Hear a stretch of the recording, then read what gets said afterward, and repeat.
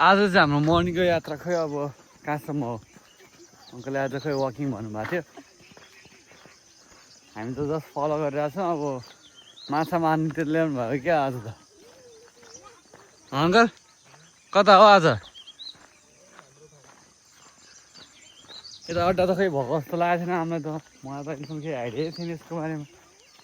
अनि कहाँ चौडी पनि छैन चौडी पनि छैन खोला खोलामा माछा मार्नु हो कि मोर्निङ वाक खै हाम्रो सरल गुरुले खै कता हो आज खै के हो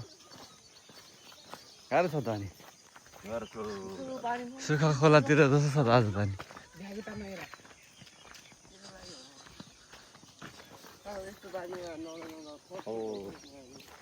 म त अब यो हाम्रो त आज धेरै टाइम पछि लगभग कति भयो त 10 दिन भएन 10-12 दिन 2 हप्ता भयो होला लगभग दा आजभोलि पुरा बिजी हुनुहुन्छ नि त त्यही भएर के अन्त आज पनि आज एक दिन हो भोलि पछि 3 दिन अब 4 दिन फेरि बिजी नै हुन्छ होइन अब के हो आफूले जाने कुरालाई पनि फोकस दिनुपर्ने हो पऱ्यो यता मोर्निङ वाकलाई पनि फेरि निरन्तरता दिनुपर्ने अब के गर्नु भ्याउँदैन होइन त्यस्तै ठिकै छ अब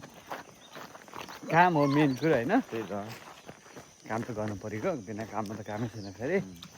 ठिकै छ ल है त ओ